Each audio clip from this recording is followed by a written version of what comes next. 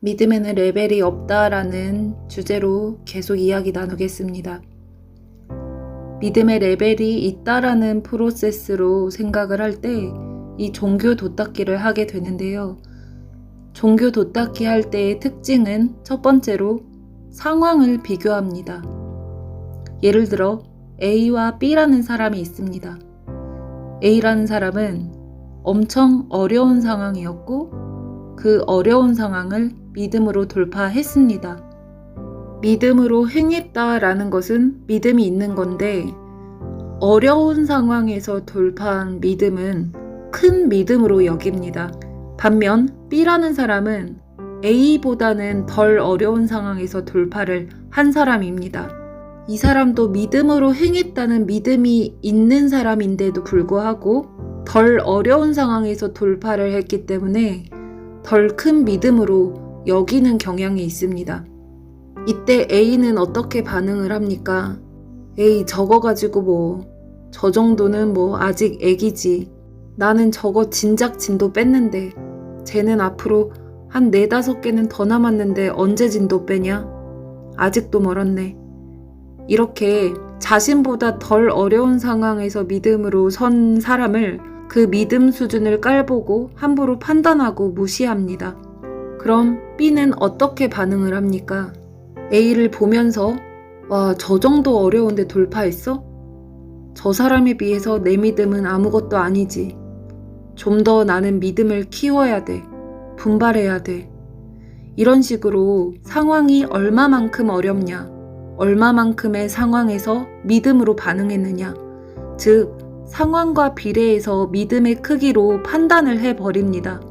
나를 좀 더 선하게, 나를 좀 더 착하게, 나를 좀 더 최고로 살려보려는 이 마음 터 위에 있기 때문에, 내 노력과 힘의 터를 잡고 있기 때문에 내가 잘하고 못하고에 따라 내가 좀 잘하면 교만, 잘못하면 실망하고 급기야 우울해지기까지 합니다.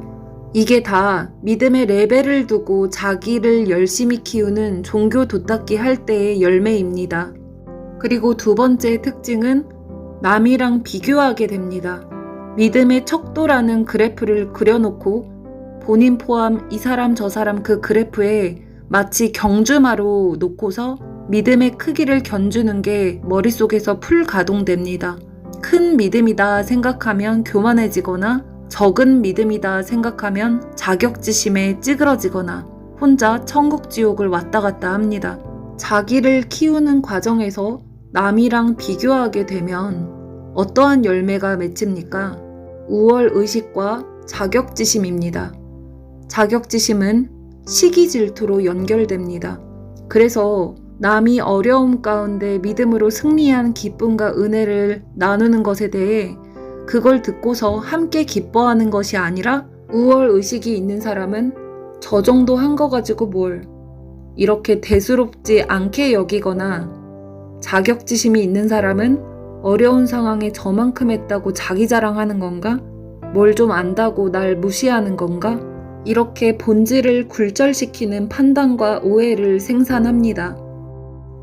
그런데요, 자아의 실체, 팩트를 말씀드리겠습니다. 이 자아라는 놈은 어떠한 상황에서나 불평하고 힘들고 어렵게 느끼는 존재입니다. 심지어 평안한 상황에서도 더 가진 자와 비교하며 내가 가지지 못한 것들에 집중하면서 불만거리를 찾는 존재입니다. 그럼 가진 상태에서는 만족하나? 아니죠. 감사할 줄을 모르는 존재입니다.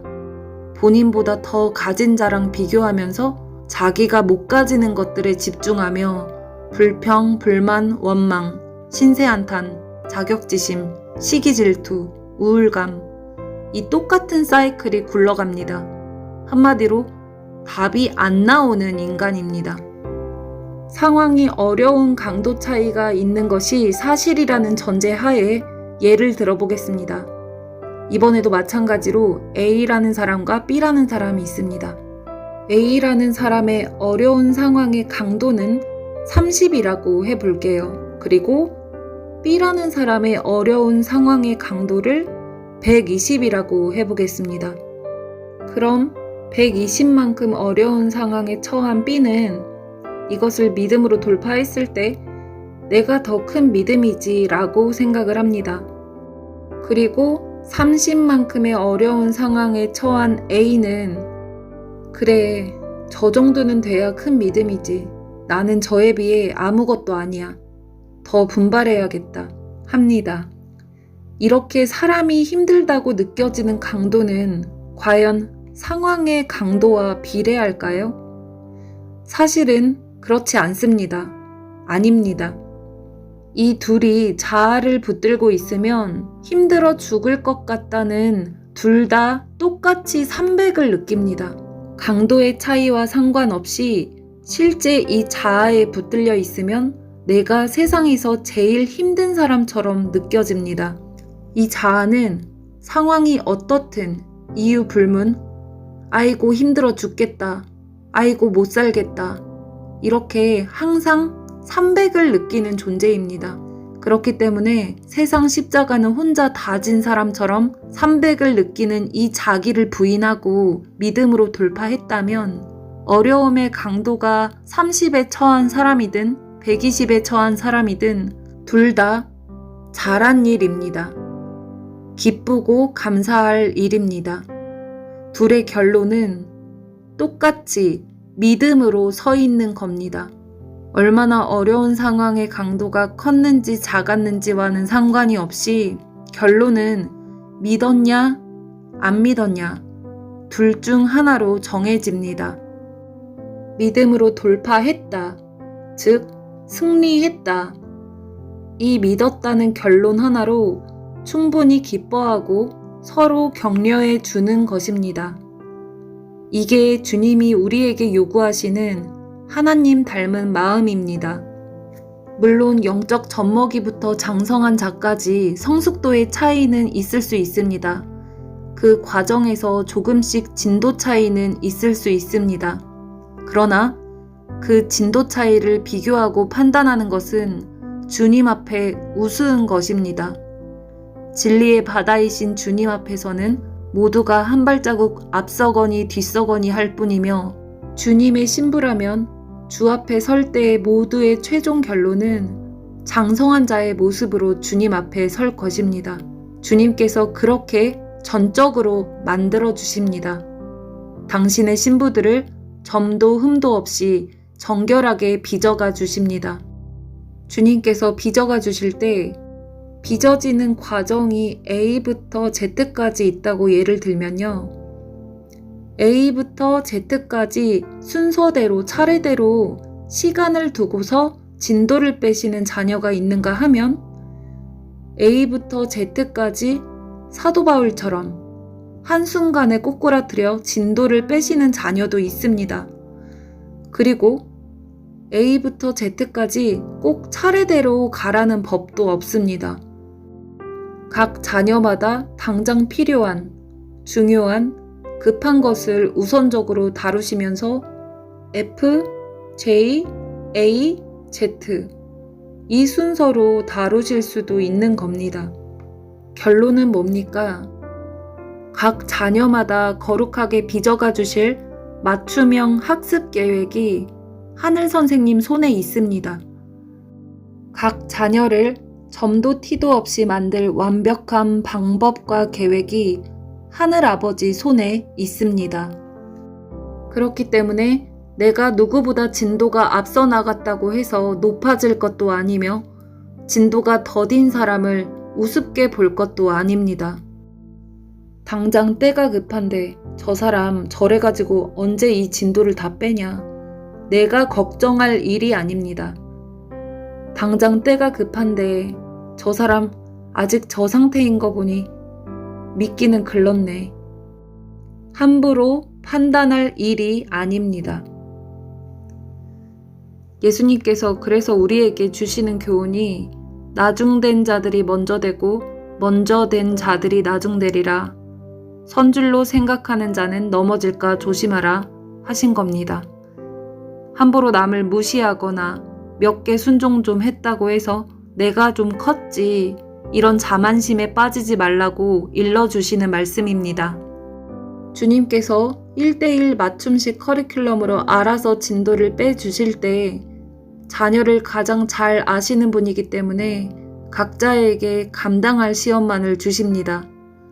각자 본인 시험 문제를 푸는 데 있어서 힘들게 느끼는 것은 문제 난이도와 상관없이 누구나 똑같이 300을 느낍니다. 그러니 내 거가 더 어렵냐, 너 거가 더 어렵냐 비교할 게 아니고 본인 거에나 집중하면 됩니다. 그리고 다른 형제자매도 각자의 시험 문제를 잘 풀 수 있기를 기도해 주는 겁니다.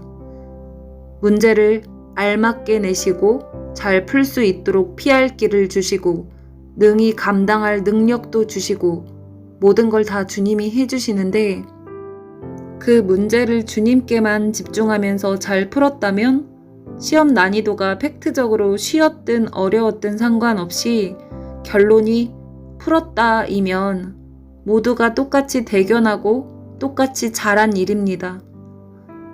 믿음의 승리에는 더 큰 승리, 덜 큰 승리 이런 건 없습니다.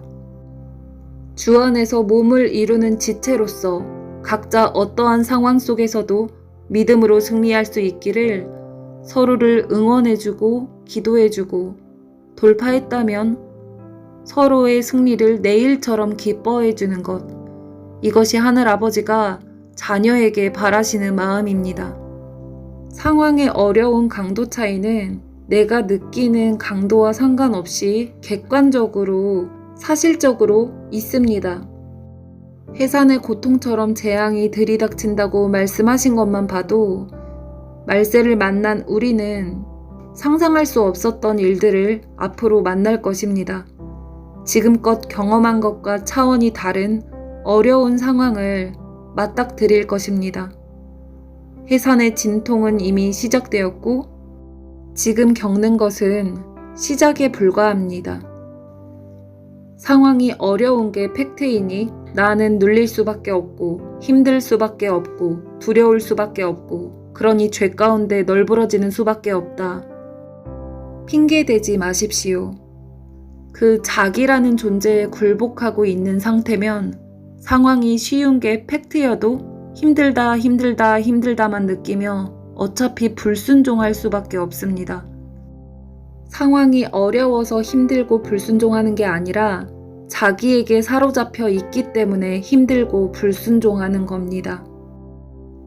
우리가 마음이 힘든 것은 상황이 문제가 아니라 어떠한 상황에서나 늘 힘들다고 느끼는, 늘 힘들다고 징징대는 자아에 사로잡혀 있기 때문입니다. 힘들어서 죽겠다 또는 평안해서 살겠다.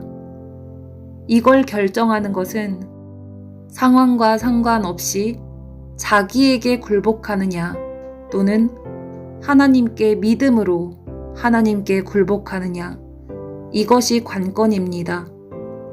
상황에 매이지 마십시오. 어떠한 상황에서도 믿음으로 하나님께 순복한다면 말도 안 되는 어려운 상황일지라도 하나님의 날개 아래 거하면 말도 안 되는 평강의 바다를 누릴 수 있습니다. 이 하나님 사랑에 힘입어 무엇이든 못할 게 없는 겁니다. 이 사랑에 취해 생명도 내어놓을 수 있는 겁니다. 세상이 감당치 못하는 믿는 자가 되는 것입니다. 언제든 두렵고 힘들다 느끼는 이 자기를 부인하고 언제든 하나님만을 신뢰하는 반석이의 믿음으로 세상이 감당할 수 없는 믿음으로 날마다 주님 안에 평강과 기쁨을 누리시기를 기도합니다. 히브리서 12장 2절 믿음의 주요 또 온전하게 하시는 이인 예수를 바라보자. 그는 그 앞에 있는 기쁨을 위하여 십자가를 참으사 부끄러움을 개의치 아니하시더니 하나님 보좌 우편에 앉으셨느니라. 아멘. 다음 영상에서는 자기 부인에 대해서 말씀 나누겠습니다.